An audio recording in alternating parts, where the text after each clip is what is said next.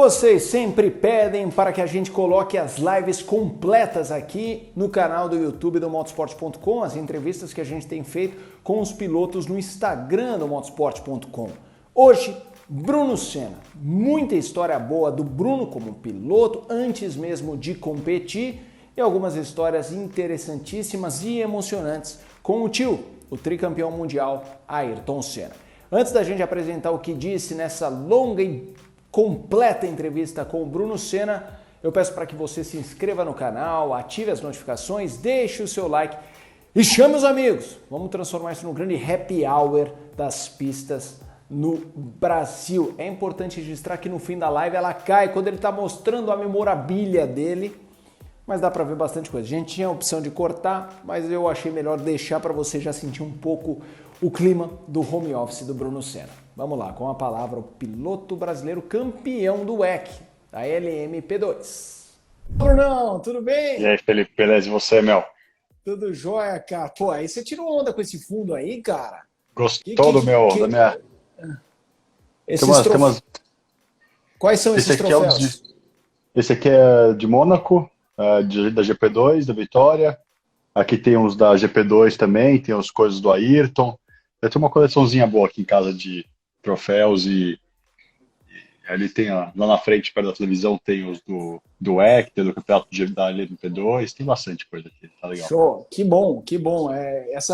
Eu vou te fazer algumas perguntas, Bruno. Eu tenho feito essas lives muito com perguntas que tentem fugir ao tradicional de pista, algumas curiosidades. Uma curiosidade da sua vitória em Mônaco. Pô, eu cheguei atrasado para conversar, quase perdi a hora. Pô, legal isso aí, hein? Esse aqui é legal, esse aqui é também da vitória de Mônaco, do Auto Sprint. Olha lá. Ó, foi 2008, né? Isso. É até curioso. Esse aqui é legal. É até curioso que você ganhou, eu lembro que 25 anos depois, no mesmo dia que você ganhou, 25 anos depois da vitória, a última vitória do Ayrton em Mônaco. Você está em Mônaco agora, né, Bruno? Tô sim, tô em Mônaco agora e estamos na quarentena aqui faz um tempinho já, né? Começamos um pouquinho antes do Brasil. Agora tô começando a relaxar as coisas aqui, mas definitivamente ainda tem bastante tempo para melhorar realmente as coisas, né? Ô Bruno, esse apartamento, porque tem um apartamento famoso na história do Ayrton, que é quando ele bate 88, ele nem volta pro paddock, ele entra, tem aquela história que ele entra, a moça que trabalhava na casa dele, Ayrton, o que você tá fazendo aqui? É o mesmo ou é outro? Não, aquele apartamento já foi faz tempo, ele não comprou aquele apartamento, né? Ele alugava aquele apartamento e depois de um tempo ele mudou para Portugal, então acho que ele preferia ficar em casa do que ficar em apartamento aqui em Mônaco. Foi bom para ele quando ele bateu o carro lá em 88, eu vim direto para casa, rapidinho, sem ter que falar com ninguém. Acho que a McLaren não gostou muito, mas... Ô Bruno, vamos lá, eu tenho nos papos feito meio que uma escadinha sem ser aquele papo extra da sua vida, contando a história inteira, porque no kart, mas buscando curiosidade. Você nasceu em 83, certo? Isso. Quando você começou a andar de kart, mesmo que seja de uma forma sem ser competitiva, nem que fosse brincando? Cara, eu comecei a andar de kart brincando quando eu tinha 5 anos. Então, em 88 já estava brincando de kart. Já. Era com o Ayrton ou era assim, sozinho na fazenda? Como é que foi esse primeiro contato? Era na fazenda. O primeiro contato foi meu avô que fez, né? Ele pegou, eu andava, já dirigia o buguinho Fapinha na fazenda e tal. E aí comecei não, ele tava construindo a pista de kart na fazenda, eu comecei a andar lá na pista, e meu avô não queria que a gente andasse de bug na pista, porque ia capotar, né? Até o Ayrton capotou com o buguinho na fazenda com a minha irmã dentro. E aí, quando eu tinha 5 anos, ele me deu o kart, e aí a partir daí foi aquele negócio, né? Nunca mais consegui largar. Capotou o bug com a sua irmã Bianca? Foi com a Bianca? Mas ela ficou beleza ou rolaram escoriações? Cara, a história é muito engraçada, né? Tava eu e meu primo, o Fabinho, a gente tava apostando corrida de bug na pista. A pista não estava nem construída ainda. Tinha um pedaço que tinha só, tipo, a pedra, tinha um asfalto, um pedaço que não estava construído ainda, e tinha só aquelas pedras, né? E aí a gente tava lá acelerando, não sei o quê, e o meu primo ele é um pouco mais velho que ele, tava me dando pau. Aí o Ayrton apareceu, falou, pô, tá tomando pau, vem comigo que eu vou te mostrar como é que é. Eu não vou não, tô louco, tá louco? Minha irmã tava lá dando sopa e falou assim, Bianca, vem você comigo. Aí ele saiu, tudo, tem um curvão que é tipo um bacião lá, que é rápido, mas é pro bug, né? Meu, não deu outro. Depois de 3 voltas, deu umas 3 capotadas assim com a minha irmã. Aí ele saiu do bug procurando o óculos dele, aí achou o óculos. Nem riscou. E minha irmã lá toda desorientada no cano no bug, mas ninguém se machucou, graças a Deus. Só com um galinho na cabeça, mas ninguém se machucou. Ô, Bruno, falando sobre infância, você é de 83, então assim, antes mesmo de andar, Fórmula 1, obviamente, até pelo Ayrton, fazia parte do contexto da família. Assim, tudo bem que para o sobrinho talvez seja um trabalho, que nem tem trabalho que é advogado, tem cara que o pai é médico, piloto de Fórmula 1, não tem muito talvez essa dimensão que um fã mais velho tem. A primeira memória que você tem de Fórmula 1, nem que seja um flash assistindo um contexto, você lembra qual é? Olha, para mim a primeira memória ainda é da Lotus Preta. Eu não tenho memória nenhuma da Lotus, da Toleman, de assistir corrida, né, quando eu era pequeno, mas Lotus Preta eu tinha, porque ele já estava, quando eu estava com uns 3, 4 anos ali, a gente assistia as corridas já na fazenda, eu lembro bem dele, eu não sei qual corrida que era, mas eu lembro que ele estava na Lotus Preta e a gente assistia, bom, a gente assistia todas as corridas dele, obviamente, mas desde pequenininho eu já lembrava já, e, cara, imagina com 4 anos, então 87 ali eu já estava pronto para andar de carro, né? Então, em 3 aninhos eu estava assistindo tudo. E só uma bobagem antes da gente mergulhar na coisa de kart, Fórmula 3. Os títulos do Ayrton foram no Japão, na madrugada, você moleque. Você podia ver corrida na madrugada ou tinha que dormir? Ou se podia, ali não tinha erro. Ali o negócio era assistir as corridas a hora que fosse. E era muito estranho, porque eu acho que eu era criança, eu não entendia por que as corridas eram nesses horários bizarros, né? Tinha umas coisas que eram de manhã, outras coisas que eram à tarde e outras coisas que eram no meio da noite. Não entendia qual que era o conceito de fuso horário, mas quando os meus avós estavam lá, eu assistia. E aí é assim que eu curtia. Lembrei de uma. A Globo vai reprisar Brasil 91 esse domingo, Interlagos. Você estava naquela corrida em Interlagos ou viu de casa? Não, 91 eu não estava em casa, a gente assistiu da casa dos meus avós, e foi muito legal que a gente tava lá assistindo, ele ganhou, né, todo mundo ficou louco, e aí depois da corrida ele foi para casa, né, ele foi lá para casa dos meus avós, onde ele ficava quando ele estava em São Paulo, e aí, cara, juro, foi um negócio totalmente bizarro, porque juntou uma multidão na frente do portão de casa, muita, muita gente, ele chegou com dor, chegou cansado, mas chegou feliz, né, e aí eu lembro que ele subiu no muro da casa, ali em cima, perto do portão, e a galera tava fazendo uma festa gigante lá, e ele foi lá, deu tchau pra todo mundo, o pessoal, sabe, ficou lá, foi um negócio muito, muito legal, cara. Eu juro, eu não sei nem te falar quanta gente tinha, mas tinha no mínimo umas 500 pessoas na frente da casa dele lá, foi um negócio muito louco. Tem imagens, são imagens impressionantes. Bruno, falando você, a gente já conversou várias vezes, o pessoal conhece a sua história, até pelo acidente do Ayrton, o acidente do seu pai, você parou de competir. Que momento foi a sua volta, assim, quero correr, conversou com sua mãe, se acertaram. Qual foi o primeiro passo para, eu vou levar essa carreira de piloto como um trabalho? Olha, foi um pouco acidental o negócio. Eu parei de correr, né, quando o Ayrton teve o acidente, eu tinha 10 anos, foi em 94. E, cara, na real, sim, o assunto virou meio tabu em casa, virou um negócio que não dava muito pra abordar, assim, de forma natural. E acabou ficando, com o tempo passando, a coisa ficou um pouco meio mais difícil ainda de falar, entendeu? Aí, quando eu tinha uns 15, 16 anos de idade, mais ou menos, depois de uns 5, 6 anos, cara, eu tava vendo o Dirani, toda aquela galera que eu brincava de kart, que a gente fazia as corridinhas na fazenda e tudo mais. Pô, os caras ganhando campeonato, ganhando corrida, e eu, era competitivo com eles, entendeu? A gente brincava, a gente se divertia junto. E aí eu falei assim, caramba, podia estar com esses caras acelerando e tal, e curtindo, mas não tô, né? E aí, quando eu fiz 18 anos, tava na faculdade, fazendo administração, e, meu, a coceirinha tava forte, eu falei pra minha mãe perguntou pra mim, eu tava trabalhando com meu avô na concessionária que a gente tinha de carro, e minha mãe falou assim, o que você quer fazer da vida, né? Eu falei assim, olha, na verdade eu gostaria de voltar a correr. Ela achou que era coisa de moleque, né, de cara que eu acabei de fazer 18 anos, tenho carta de motorista, então quero acelerar. E aí eu peguei e fui. Você falou assim: vai buscar o kart na fazenda lá e se diverte, né? Pra acabar com o fogo. E aí que começou o negócio. Eu fui pra fazenda, peguei o kart, levei pra granja, lá pro cartódromo da Granja não da Granja, da Aldeia da Serra. E, meu, fui andar. Kart era, né? Obviamente não funcionava tão bem com os pneus e tudo mais que tem atualmente, então logo de cara já quebrei uma costela. E aí, daí pra frente, passei um ano me quebrando. Todo mês a costela melhorava, e eu dava de kart de novo e quebrava de novo.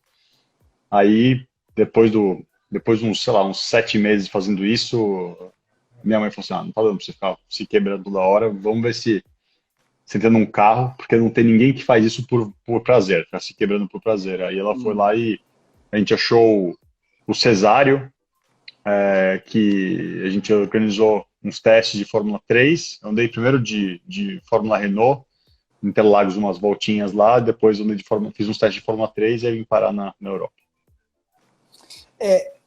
Você falou algumas vezes que acho que o Berger teve sua mãe, não sei se ela procurou o Berger e tal, ele tem alguma participação nessa sua ida para a Europa, conta um pouquinho, qual foi a participação dele na sua carreira nesse momento, e dois, como é, porque para o público do Ayrton, o Berger é o amigão dele, assim, é o cara, é mesmo, sempre foi isso, é até hoje com a família, descreve um pouquinho Gerhard Berger.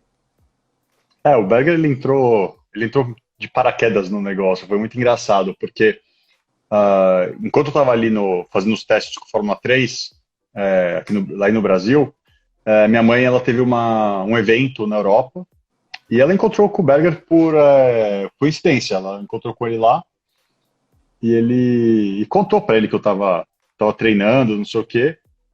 E ele falou assim: Mel, manda ele para a Europa aqui que eu vou testar ele para ver se ele tem futuro no automobilismo, né? Minha mãe achou estranho e tal, mas ela voltou, falou assim: Nossa, tem uma novidade super boa para você, ver o que você acha, né? Aí eu falei: Nossa, vamos lá e vamos ver. Aí eu cheguei aqui na Europa, fui direto para.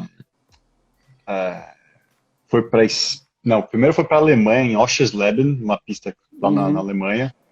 Andei de Fórmula Renault com a Motopark lá, e a Motopark era a equipe do Scott Speed na época. E aí a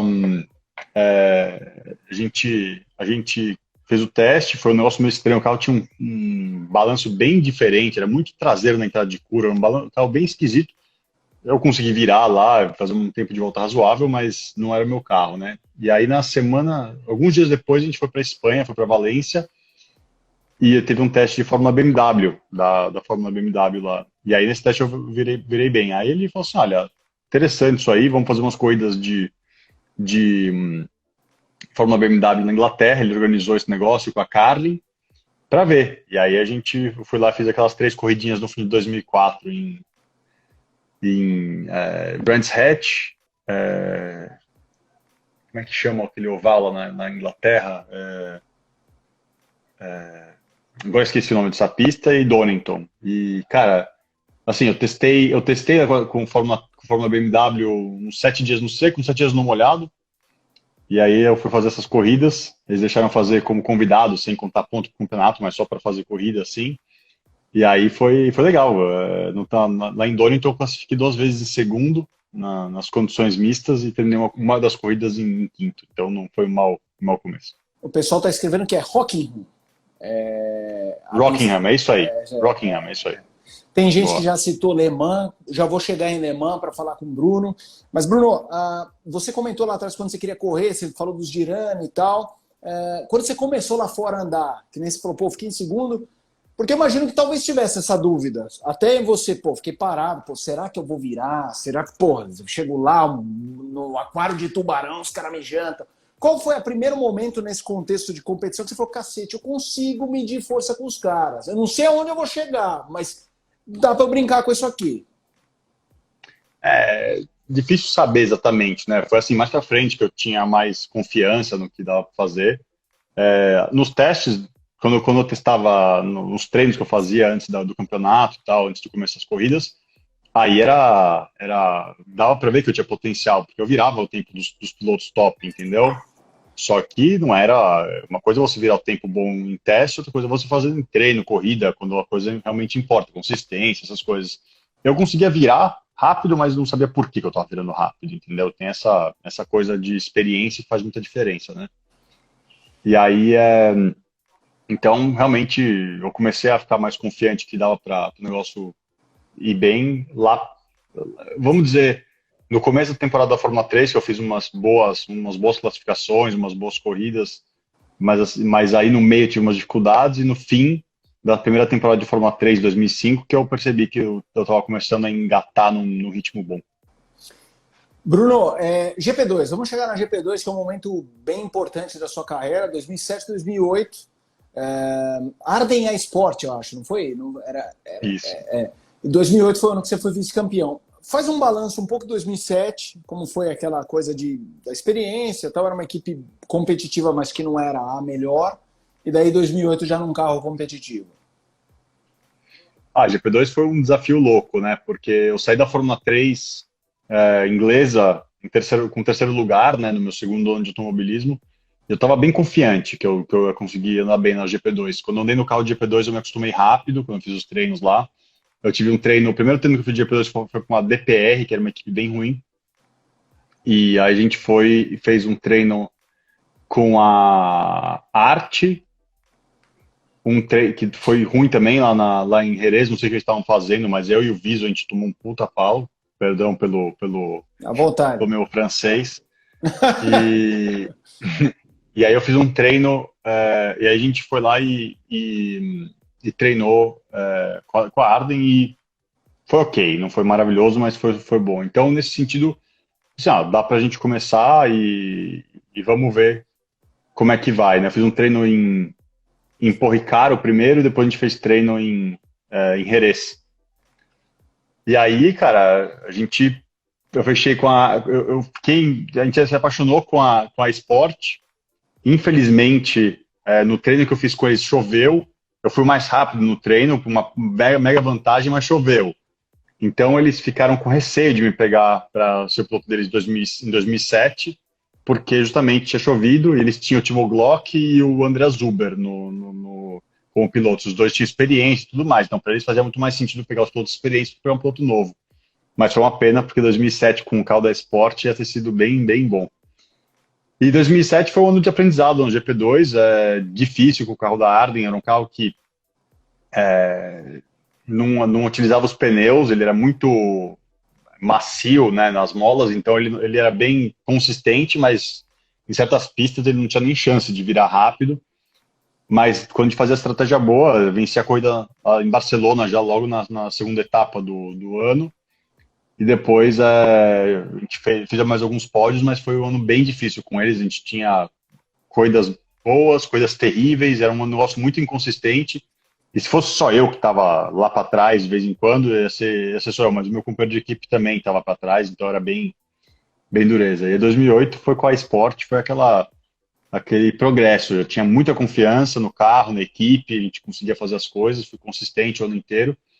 E um pouquinho de azar, infelizmente, né? A gente teve certas situações bem bizarras em 2007 que não me permitiram vencer um campeonato, mas foi um campeonato bem lutado ali, com o Lucas, com o Gil Pantano, com o Grosjean, foi um ano bem forte ali da categoria. Você está falando de uma história bizarra, eu vou te perguntar, esse tem gente mencionando, cara, eu estava em Istambul, eu estava na sala de imprensa e a gente acompanha muito pelos monitores, né? E nessa corrida eu levei minha mãe, porque foi em maio, se não me engano, e era o mês do Dia das Mães. E aí eu levei para a Europa para fazer 2 corridas, e daí eu olhei pela janela assim, olha, vai passar o Bruno, vamos ver o Bruno passar. De repente você passa e encosta. Falei, caramba, o que aconteceu? Pô, você tinha atropelado um cachorro. Cara, como não dava para ver, ou claro, assim, mesmo que você visse, você não ia conseguir desviar. O que eu quero falar, você tem a imagem do cachorro cruzando ou simplesmente quebrou sua suspensão e você ficou, pô, que porra que aconteceu tal? Aí alguém, putz, aqui jaz um cachorro. Como foi? Não, foi terrível, foi uma experiência bem ruim. A gente estava no retão, lá em Istambul, você sai de uma chicane, e o retão ele meio que tipo desce, sobe um pouco e aí desce de novo. E eu tava atrás do Conway nessa hora, tava em sexto, tinha vindo de, sei lá, de 20º nessa corrida, tinha tido um problema na outra corrida, então tava recuperando. Então, tava lá subindo, eu olho para o lado direito, vejo uma bandeira amarela casualmente sendo agitada ali, não era uma coisa, né, não tinha nenhuma urgência do bandeirinha. E eu tava lá, a gente tava pé embaixo, então na hora que a bandeira amarela, eu falei assim, deve ter algum pedaço de carro na pista. Geralmente essas coisas vão estar no traçado, se o cara tá com a bandeira amarela, né? Então eu saí um pouquinho do traçado para a direita, fiquei, sei lá, 1,5 m da direita, da esquerda da pista, e na hora que eu subi, passei a colina ali, assim, o cachorro, ele tava correndo para frente. Na hora que eu vi ele, eu tentei sair para a esquerda, mas você não pode virar, né, a 300 por hora, não dá para você fazer uma manobra muito agressiva. E pegou, em vez de pegar no bico do carro, pegou na roda da frente direita. E aí, deu aquela porrada, eu perdi o freio do carro, porque arrancou a suspensão e a linha de freio, então eu fiquei sem freio, quase bati no fim da reta, ainda lá no muro. E aí voltei pro box e, cara, não tinha sangue, não tinha nada. Só tinha um pouco de pelo de cachorro no pneu estourado do carro, só tinha um pouquinho de pelo de cachorro. Então, foi terrível. Ainda por cima, depois disso, teve gente dos direitos dos animais vindo mandando mensagem como se, né, eu tivesse feito de propósito um negócio desse. Tinha 2 cachorros na pista, imagina, tinha esse mais um, que graças a Deus não pegaram outro cachorro, mas foi uma daquelas experiências que ninguém quer ter, com certeza. Não sabia dessa dos direitos dos animais. Aí é brincadeira, né? Boa. Mas enfim, Bruno, eu já ia para a Fórmula 1, mas você falou uma coisa que me chamou a atenção, que eu ia perguntar lá na frente. Você falou, quando eu fui testar com a Sport, estava chovendo. Cara, e é surreal, porque você, pô, é óbvio, você tem uma série de alegorias que as pessoas sempre te perguntam, com o capacete do Senna, pô, você lembra o Senna? Pô, mas tinha questão da chuva, cara, você andava bem na chuva e todo mundo falava, o Ayrton andava bem porque ele molhava a pista no sítio, andou a vida inteira no molhado e tal. Aí vem você, os caras, pô, tem alguma coisa nesse DNA aí. Como é que você começou a andar bem na chuva, cara? Assim, você treinou a mais, era algo meio natural, essa coisa de achar aderência em pista molhada? Olha, para ser sincero com você, não sei te explicar. Eu tive, como eu te falei, tive 7 dias de treino no seco e 7 dias de treino no molhado, quando eu fiz os treinos na Fórmula BMW na Inglaterra. E, obviamente, na Inglaterra chove, então você acaba andando no molhado um pouco mais do que você andaria no Brasil. Mas no Brasil, quando eu andava de kart, eu nunca andei de kart na chuva, andei de kart na chuva com pneu slick, entendeu? De brincadeira, nem parava na pista, eu acelerava e eu saía rodando. Então era um negócio de, sei lá, eu sempre gostei de andar na chuva, depois desses treinos lá na Europa, na chuva eu peguei confiança e sempre que chovia eu estava confiante que eu ia bem. E, de fato, qualifying ou corrida na chuva, a chance de ganhar era bem alta. Eu ganhei na chuva várias vezes, na GP2, na Fórmula 3. Fiz pole também teve uma corrida que a gente estava. Bom, lá em Donington, fiz bem no misto também. Teve uma corrida em Mugello, na Itália, Fórmula 3 inglesa. No seco, tava tomando um pau, não entendi o que estava acontecendo e tal. E falei, nossa, é uma coisa estranha com esse pneu. Graças a Deus, choveu na próxima corrida. Eu ganhei de 25 segundos de vantagem do segundo. E aí a gente levou o pneu para testar depois e o pneu estava tomando um monte, um defeito naquele jogo de pneu que fosse lá. Então, quando chovia, eu tinha confiança e era legal. Ô Bruno, Fórmula 1, você estreou na HRT, aqui ia ser Campos, aí Espanha, HRT, mas você bateu na trave em 2009 com aquela história da Honda, que depois virou Brown, aí foi o Rubinho. Como foi aquilo? Conta pra gente um pouco do bastidor. Chegou a realmente bater na trave, tipo, pô, então é isso, Bruno, te ligo na terça, tá fechado, vambora. E aí, pô, aquele buyout, o Ross Brown assume. Conta aquela reviravolta, como é que foi na sua câmera on-board. Nossa, foi um negócio muito louco, né? Porque esse treino com a Honda foi assim, a gente tirou ele da cartola, porque a Honda não queria testar ninguém, a gente encheu o saco dos caras lá, e aí eles resolveram testar. E aí quando eles resolveram testar eu e o Lucas, né? Foi eu e o Lucas de Graça que a gente testou, a gente dividiu aquele treino lá. Então tava eu, o Jenson e o Lucas para testar nos 3 dias, o Jenson testava os 3 dias, e eu e o Lucas, a gente dividiu o carro no primeiro dia, o Lucas a gente dividiu o carro no primeiro dia, aí no segundo dia o Lucas andou e no terceiro dia eu andei. E aí, no primeiro dia a gente fez lá, aprendeu e tudo mais, e no terceiro dia, quando eu andei o dia inteiro com o Jensen, a gente fez um monte de experimento e tudo mais, foi um negócio bem legal, porque, cara, a diferença do carro de GP2 de Fórmula 1, em tempo de volta era uma coisa mais de refinamento, de prazer de pilotar, era um negócio incrível. Nossa, eu fiquei louco quando eu botei aquele carro. E aquele carro não era o melhor carro do grid, mas era um carro muito bom de pilotar, né? O carro da Honda. Aquele carro com pneu slick, eu acho que ele ia ter andado muito melhor naquela temporada do que se ele fosse com o pneu, o groove, né? O pneu sulcado. E aí, cara, eu tomei 2 décimos do Jenson no final do dia, que não foi mal, considerando que era a primeira vez que eu estava andando de Fórmula 1. Ele me deu pau no último setor, lá de Barcelona. Eu estava mais rápido que ele até o último setor, no último setor ele me deu pau. Então, foi bom o teste. Os caras gostaram, a gente teve um bom feedback e tudo mais. Eles mandaram uma minuta de contrato para a gente olhar e tudo mais. E aí, cara, nesse ponto que a gente estava começando a olhar contrato e tudo mais, eles tinham me confirmado para testar em Jerez, que era o próximo teste, sei lá, acho que um mês depois ou algumas semanas depois. E uma semana antes do teste, a Honda saiu, cara.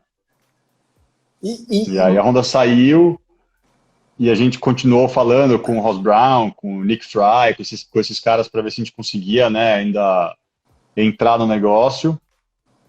E infelizmente, para mim, obviamente, bom para o Rubinho, obviamente, mas para mim eles escolheram o Rubinho porque o Rubinho tinha muito mais experiência, era uma equipe que não testou quase na pré-temporada, então é fácil de entender a razão por eles fizeram essa escolha e tal. Mas talvez se a Honda tivesse continuado naquele momento, eu tivesse tido uma chance melhor de ter um assento em 2009. E aí acabou pintando a chance em 2010 na HET, era uma equipe que o carro não era bom. Aliás, não era bom, era muito ruim, aliás, Virgin e tal. O que você conta? Conta alguma história daquela temporada, algum momento. Conversei recentemente, eu fiz uma live com o de Graça falando da Virgin. Cara, aquela coisa, não dá, só a menor classificação foi um 14º numa corrida. Conta alguma daquele ano, Bruno. Olha, que não falta história para contar daquele ano, mas infelizmente não são histórias boas. Uma pena, porque a equipe tinha bom potencial, um carro projetado pela Dallara, se tivesse um pouquinho mais de dinheiro e de vontade mesmo ali, a gente teria ido bem. O carro tinha bastante potencial, mas, enfim, foi o que foi. E aí, a grande questão foi que, como eles fizeram um monte de besteira financeira lá, a equipe não tinha dinheiro para nada. Eles ficavam remendando o assoalho do carro, suspensão, etc. 2 vezes naquela temporada, a minha suspensão traseira ela simplesmente quebrou no meio de uma curva de alta. Graças a Deus, nenhuma das vezes eu bati. Eu saí rodando, mas a pista tinha foi uma vez em Spa, uma vez na Coreia. E, tinha várias vezes que eu tava tomando um tempo de todo mundo, não conseguia entender o que estava acontecendo. Aí eu conversava com o meu engenheiro falou assim, vem cá, vamos no canto ali. Aí ele me falava, olha, você tá perdendo 50 pontos de downforce por causa do assoalho que tá fazendo alguma coisa lá. E não tem como resolver isso, entendeu? Você não tem downforce, ainda perde mais porque o assoalho tá uma desgraça.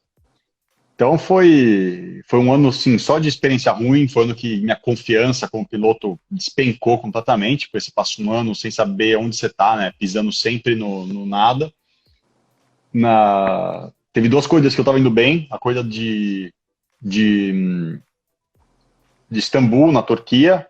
Por alguma razão o carro tinha um balanço bom ali, e o carro quebrou, a gente ia fazer um resultado bom. E a corrida de Mônaco também, estava indo bem, e o carro quebrou também. Duas vezes o carro quebrou. Bom, o carro quebrou no inteiro, mas naquelas duas coisas que tinha alguma chance boa, ele quebrou. Então, quer dizer, foi um ano bem, nossa, terrível. Realmente uma experiência que talvez eu preferia não ter tido. Preferia ter feito algum outro campeonato, alguma outra coisa, porque a confiança vai embora, entendeu? Até lá, tinha acostumado a ganhar a corrida, ter pódio todo ano, sempre estar competitivo. Naquele ano foi um ano aquela coisa que você fica completamente fora de sintonia. E, Bruno, eu vou te fazer uma pergunta, que até vou fazer um preâmbulo só para você entender a pergunta, né? Pô, eu nasci em 81, então, pô, Ayrton é ídolo, herói e tal. Mas, assim, depois que eu virei repórter, trabalhar com isso, uma coisa que me incomodava, não em relação ao Ayrton, em relação, às vezes, ao público, é a adoração ao Ayrton, é que quase nada presta. Então, por exemplo, se eu entrevistava o Massa naquele 2008, brigando pelo título, ou o Rubinho, tinha um blog, os comentários, mas esse cara não sei o quê. Mas esse cara não é bom. Se fosse o Ayrton e tal. Por que eu fiz esse preâmbulo? Porque você guiou numa Espanha HRT, que era uma equipe muito ruim, que todo mundo sabia que não dava para fazer nada. Tinha abordagem de fã do tipo, vai lá, Brunão, faca nos dentes, parte para cima. Vou tentar, meu carro não é muito bom. Mas o Ayrton de Toleman, sabe assim, como referência, tinha esse tipo de situação? Tinha, né, a visão das pessoas no automobilismo, no esporte em geral, mas no automobilismo especialmente, é muito romântica, né? As pessoas enxergam o automobilismo como o piloto faz um milagre. E às vezes, cara, você consegue tirar um coelho da cartola ali, mas no 99,9% das vezes você não consegue, porque não tem como. E o Ayrton, ele tirava o coelho da cartola do carro dele, mas os tempos eram muito diferentes, né? A gente vê a consistência dos carros, dos pilotos, etc. Naquela época era completamente diferente. Eu tive assistindo bastante corrida dos anos 80, dos anos 70, 80 e até do começo dos anos 90 ultimamente, para passar um pouco do tempo com o Covid aqui. E, cara, tinha corrida que terminava 6 carros, dos 26 que começavam, terminava 6. E não era que batia todo mundo, era que realmente quebrava todo mundo. Então a chance de dar problema, de ter uma corrida boa com um carro que não era bom, não, de forma nenhuma tirando o mérito do Ayrton, mas era uma chance, essa visão romântica do fã do automobilismo, de que no passado os pilotos bons conseguiam fazer isso, porque não conseguem fazer agora, é justamente esse negócio do, né, do nível técnico ser assim, enquanto antigamente tinha uma diferença muito grande entre as equipes, mas era muito menos consistente. Bruno, antes de falar da Lotus 2011, que tem umas passagens boas para falar, você falou uma coisa que me chamou a atenção agora, que é essa coisa de... Eu tenho visto muitas corridas e tal,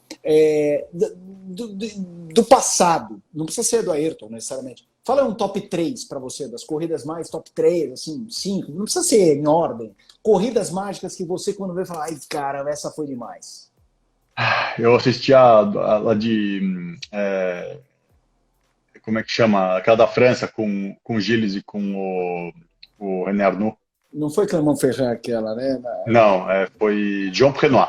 Isso, isso. E, cara, Você viu inteira? Você viu inteira a corrida? Eu não vi tudo, eu vi vários pedaços, não vi a corrida inteira, porque não tinha pra achar exatamente. Sim, porque foi eu nunca vi inteira.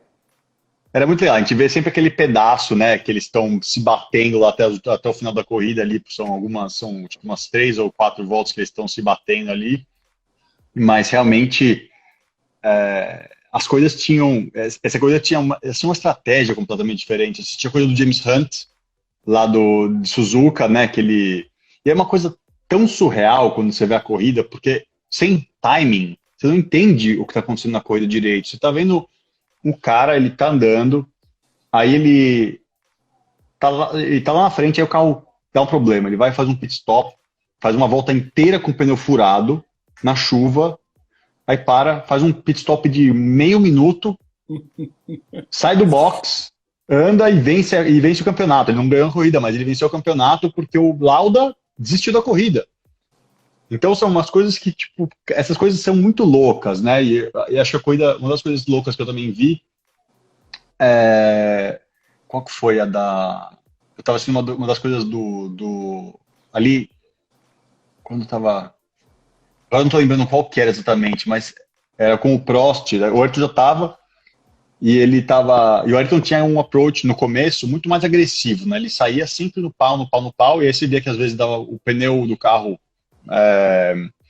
dele morria, então ele acabava ficando para trás, o carro também às vezes não era tão competitivo, tal, principalmente na área do carro, do carro turbo, e você via o carro, a Williams de suspensão ativa do Piquet e sem suspensão ativa do Mansell, no mesmo ano uma 1 e uma 100, enfim, cara, tinha cada coisa, era muito legal assistir essas coisas, porque a Fórmula 1 era tipo campo de experimento completamente, cada um fazia o que queria, os pilotos tinham muito mais liberdade de serem o que eles eram, era legal, era muito interessante. 2011, Lotus, você ficou um bom tempo de piloto de teste, piloto reserva, e eu me lembro quando chegou a chance foi Spa, que até foi um momento muito mágico, de novo na chuva, era um treino, tava difícil andar, eu quase me quebrei no padrão, eu tava com um All-Star, e eu quase me estrapelei, porque lá em Spa tem aquele monte de escada, e pô, vocês andando no Spa, sentando cacete na chuva, você vai lá, até me empolguei, caiu o fone, você foi lá e pum, acho que você é sétimo no sétimo ou quinto, é um treino que eu lembro que eu já fui te entrevistar, todo mundo, a mídia internacional, caramba, tal, porque o Heidfeld tinha saído e você substituiu ele. A corrida não foi tão boa, acho que a largada tem algum acidente.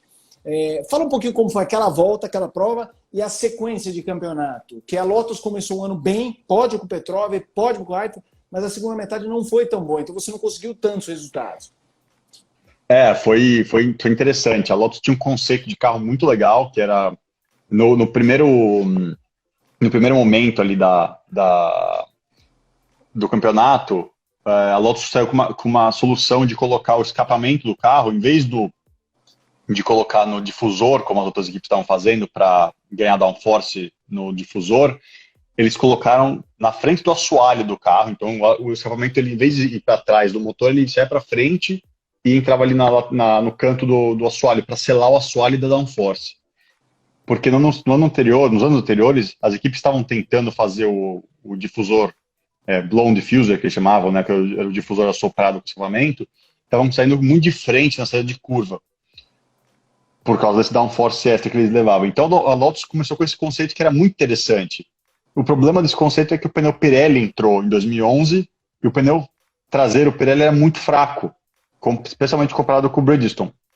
Então o balanço do carro, enquanto todo mundo estava se achando com o Pirelli, você conseguia fazer uma corrida melhor, mas assim que o pessoal se achou, aí a Lotus entrou em desvantagem bem grande de performance, porque não tinha aquele suporte que precisava do pneu de trás. Você viu o onboard do Vettel, ele, saía da curva e pé embaixo. Na hora que o assoalho ganhava o downforce, ele sugava a traseira, e essa estabilidade com a traseira do carro era muito, muito importante para a performance do carro. E a gente não tinha isso, né? Então foi um ano interessante, assim, para ver. Mas chegando em Spa, era no molhado, né? Acho que no primeiro ou no segundo treino, eu, cara, dei uma batida numa curva desgraçada lá, de leve, não foi uma batida grande, mas, sabe, daquele negócio, eu tava rápido, e aí eu bati. Aí perdi um pouquinho do treino, voltei, no próximo treino andei bem, e aí na classificação tava secando, a pista tava secando durante a classificação, e no Q3 eu passei Q1, Q2, Q3, no Q3 eu terminei em sétimo, eu não lembro exatamente, acho que era em sétimo. Então foi ótimo, né, para quem não tinha andado de Fórmula 1 nunca, né, porque a Espanha não conta, e não tinha corrido nenhuma corrida desde do fim do ano anterior, foi um resultado muito legal. Pena que não andei nem um pouco no seco e não andei de tanque cheio também nos treinos, porque eu tive aquele incidente. Então, na primeira curva, eu freiei um pouquinho tarde e toquei um outro piloto com as da frente, perdi as da frente, e aí acabou que eu perdi, que a corrida não foi tão boa, mas foi uma experiência legal. Eu acho que foi o Alguer Soares, acho, o toque na largada. Bruno, ano seguinte, Williams. Vamos falar de Williams. Primeiro, como foi assinar com a Williams? Tem alguma história com o Frank Williams? Por motivos óbvios, eu estou indo por esse lado, por causa da história do Ayrton com a Williams. Uma vez eu fui fazer uma entrevista com o Frank e a assessoria me proibiu de fazer qualquer menção ao Ayrton. Eu não podia perguntar nada. Como é que foi a sua ida para lá, para Grove, o seu contato com a Williams, com o Frank? Olha, começou com o Adam Parr, né? O meu negócio com a Williams começou com o Adam Parr. A gente estava... Eu estava na Lotus, eu queria continuar na Lotus, porque a Lotus tinha realmente uma estrutura boa, etc. Mas tanto em 2011 quanto 2012 foi a mesma história, na verdade, né? A Lotus tinha a Geni, que era a companhia que gerenciava a equipe, e eles gerenciavam o Grosjean também. Eles queriam o Grosjean, por motivos óbvios de colocar o Grosjean no carro. Então eu acabei perdendo aquele assento, e eu sabia que isso estava para acontecer, então a gente pegou e começou a conversar com o pessoal da Williams, para ver se em 2012 dava para a gente correr com eles, e o Adam Park conseguiu fazer o negócio acontecer ali. Ele falou para mim, olha, interessante, tal, vamos fazer e tal, e a gente conseguiu fazer toda a negociação. A única coisa que ficou e não tinha como tirar era que todos os treinos de sexta-feira, o FP1, o Bottas andava no meu lugar.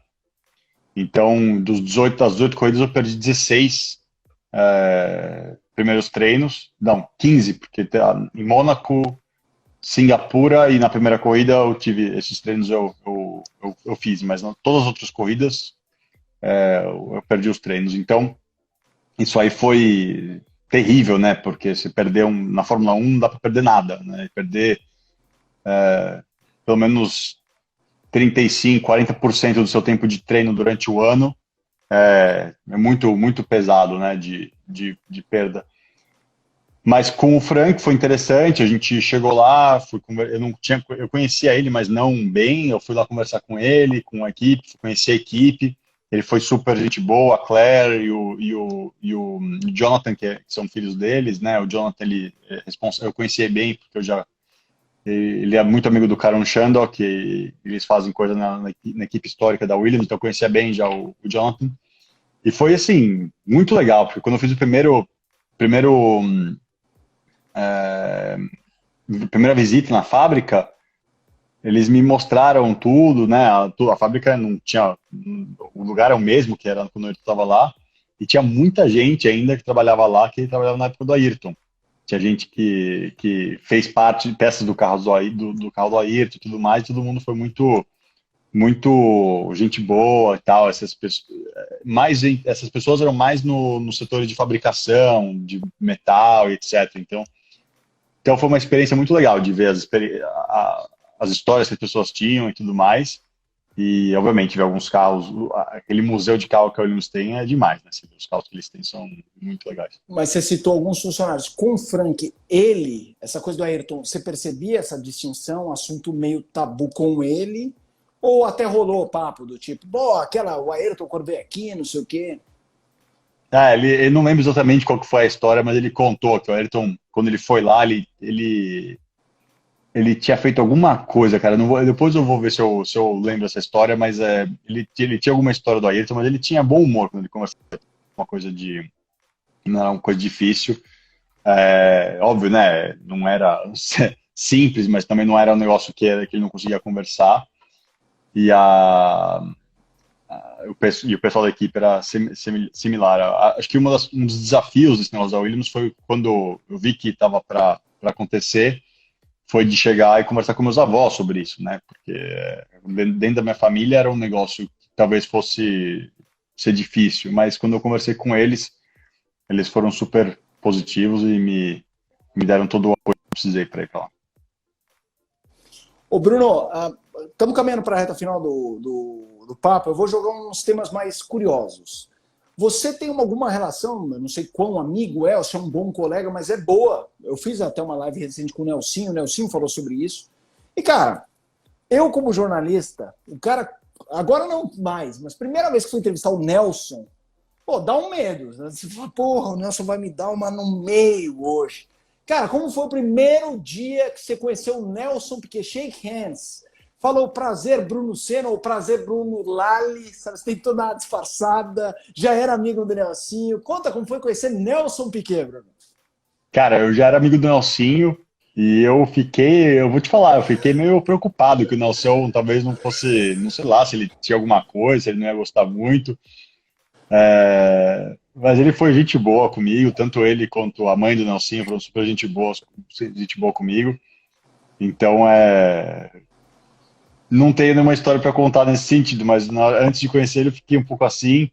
Também fiquei um pouquinho assim antes de conhecer o Prost, o Alan Prost, quando eu conheci ele depois de, né, estar com o Nico e tudo mais, mas também foram muito gente boa. Então, acho que talvez algumas das más sensações ficaram no passado, graças a Deus. Do Prost eu também ia te perguntar, porque você é companheiro, campeão mundial com o Nicolas Prost e tal. Então eu imagino que com o Alan Prost você tenha encontrado, mas eu não lembro se naquela época da Lotus, até vou ver aqui se naquela época da Lotus ele estava envolvido de alguma forma, porque depois ele ficou muito envolvido com a Renault, não sei se naquela época ele estava. Mas com o Prost tem alguma história, nem que seja de camaradagem, de gente boa, ou naquele jantar que você solta, pô, mas Suzuka não precisava, hein? Conta pra gente como é. A primeira vez que eu encontrei que eu tive um contato mais social com ele, a gente estava numa festa depois da corrida da Fórmula E. A gente estava lá, eu não sei onde que foi exatamente, talvez sim, eu não lembro que coisa que era, mas a gente foi lá e tava tomando os dois juntos, não sei o quê, e a gente começou a bater papo, né, conversar e tal. Ele, meu, teu tio, ele encheu meu saco, não era fácil mesmo, o cara acelerava, mas não era fácil, toda hora a gente ficava, né, a gente começou a brigar tal, e ele era muito, como é que se diz, como é que ele falou? Ele falou que né, pro ponto de vista dele, o Ayrton era muito emocional, então ele ficava puto da vida com as coisas, não deixava as coisas, tipo, não tinha nada que rolava, era tudo no controle. E aí deu risada pra caramba, falou que assim que ele ganhou o campeonato em 93, lá de Fórmula 1, quando o Prost ganhou em 93, o Ayrton, tipo, mudou. Assim que ele acabou esse negócio, que o Ayrton sabia que ele ia poder ir para Williams, não sei o que, o Ayrton mudou completamente com ele. Ele meio que, assim, olha, acho que o Ayrton levantou a mão e falou, acho que o negócio é de realmente se respeitar, porque a gente, né, ele percebeu o quanto o Prost era importante na carreira, para ir para a vida dele como pessoa, porque realmente os Prost, a família do Prost, todos eles são gente muito pacífica, eles são muito eu sei que o Alan teve a coisa política dele na Fórmula 1 e etc, porque ele tinha essa influência política, mas eles são muito sabe, da paz, entendeu? E acho que o Ayrton, ele percebeu isso depois de um tempo, entendeu? E foi legal quando ele falou que eles terminaram, quando o Ayrton estava, depois do campeonato de 93, o Ayrton, eles estavam muito amigos, e ele era muito feliz de ser parte da fundação, que ele é um dos embaixadores do Instituto aqui no Brasil, então essa parte ficou muito legal mesmo, mas ele contou que o negócio era pesado com o Ayrton naquela época da McLaren. É legal você falar isso, porque o brasileiro em geral, com o Ayrton muito, a gente, muitas vezes quando há um duelo, a gente... tudo bem que no caso deles foi bélico e tal, mas a gente tem a tendência, às vezes, a transformar o cara num crápula. Não só ele. Eu até vou te fazer uma próxima pergunta de um cara que não foi tão rival do Senna, por pouco tempo, mas como ele sucedeu o Senna, a rejeição era terrível, que é o Schumacher. Schumacher correu 2010, 11 e 12, você estava no grid. Tem alguma história com o Schumacher, nem que não seja nessa base do Ayrton, uma história sua com o Schumacher nesse sentido? Não muito, a gente não tinha muito contato, né, de social, a gente às vezes se encontrava nas festas ali da Fórmula 1 e tudo mais, mas não tinha um contato social muito grande. Teve alguns contatos na pista, mas infelizmente quem se deu mais mal nesses contatos foi ele, né, por causa das punições, mas realmente foi um negócio o Ayrton realmente teve, o Schumacher realmente teve uma rejeição grande no Brasil por causa algumas dos contatos dele com o Ayrton na pista e tal, mas é totalmente, uma coisa é você não gostar da personalidade da pessoa, outra coisa é você ter uma rejeição só por causa do outro, né? O Schumacher foi um grande, grande campeão, definitivamente tá ali com eles, entre eles ali os dos melhores, e ele merece todo o reconhecimento de todos, daqueles que gostavam dele e daqueles que não gostavam dele também. Ô Bruno, o entrevistei de graça, eu sei que vocês são amigos. E eu falei, conta uma do Bruno. Ele entregou você, cara. E eu não tô jogando verde. Agora eu vou perguntar pro Bruno. Bruno, entrega uma boa do de graça. Não, ele não pegou pesado, tá? Então, assim, não precisa pegar assim, não, porque ele foi preso, não. Essa aí você guarda pra você. Mas conta alguma do de graça que também mora em Mônaco, vocês devem ter histórias aí e tal. Ai, ai, meu Deus do céu, deixa eu pensar. É que assim, tem muita história, então vou pensar qual que é uma que dá pra contar do Lucas. Deixa eu ver. Tem uma boa do Lucas. A gente tava. Não foi essa, foi com o Betinho, com o Betinho Valério, não foi com o Lucas, não. Calma aí. É que foi na bicicleta também. O Lucas, a gente teve uma. Essa foi engraçada. A gente foi pra Saint-Tropez de bicicleta, eu e o Lucas. E aí a gente pegou e tava na estrada, e o Lucas falou assim: cara, olha o que eu fiz. O Lucas, ele adora inventar coisa. Ele fala que eu gosto de inventar, que eu sou nerd, não sei o quê, mas ele adora inventar também. Aí o Lucas pega, saca ele tava com levando umas coisas com a gente, ele saca ali do bolso da bicicleta, uma caixinha de som que ele fez lá com uma bateria, não sei o quê, que ele enfiava dentro do negócio de garrafa da bicicleta dele. Aí pra gente ouvir música durante os 140 quilômetros lá.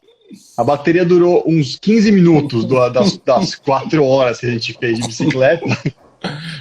Mas valeu, ele carregou aquele peso lá com ele o bike inteiro e me ajudou um pouquinho no vácuo ali. Mas ele adora inventar esse Lucas, te digo isso. Eu posso dizer isso, adora inventar moda. Ô Bruno, perguntaram aqui da Rebellion, que anunciou que não vai continuar. Como é que tá a sua vida para o futuro? Bom, acho que a vida de todos os pilotos está completamente no ar, né, pro futuro, porque ninguém sabe quem vai continuar, especialmente agora na situação. Quando a Rebellion anunciou que ia sair, eu tinha... eu percebi que não ia ser muito fácil de saber exatamente o que fazer.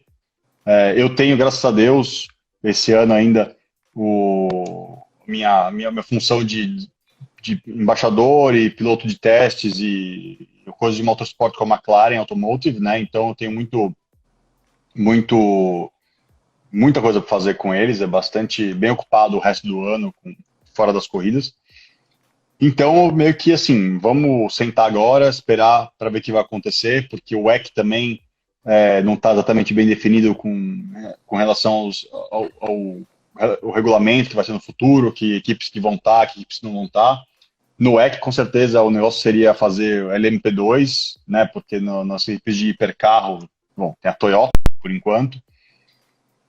Mas então eu estava vendo exatamente o que ia acontecer. Aí apareceu o Covid e tudo ficou no ar, né?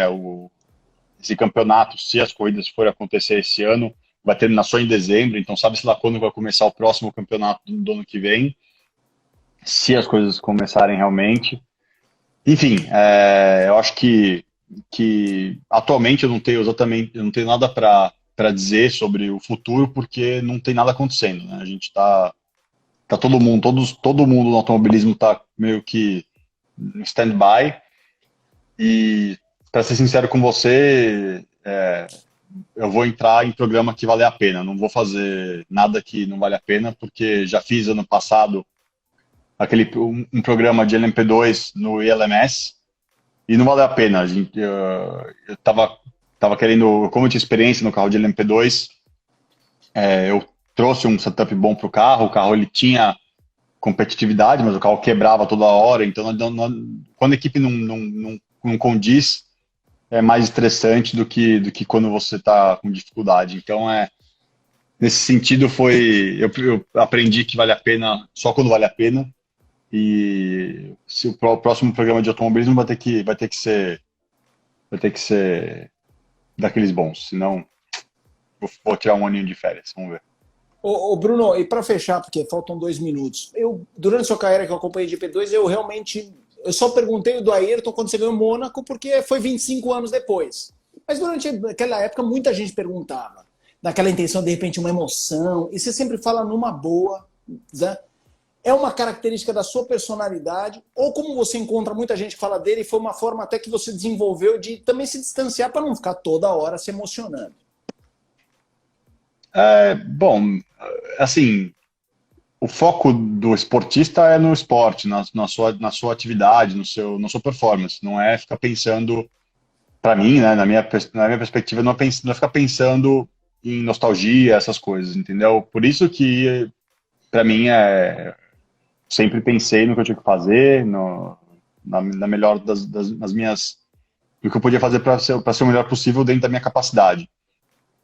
E nesse sentido, por isso eu não pensava tanto no Ayrton, mas para mim falar do Ayrton não tem problema. Eu acho que eu adoro falar do Ayrton, lembrar dele, etc.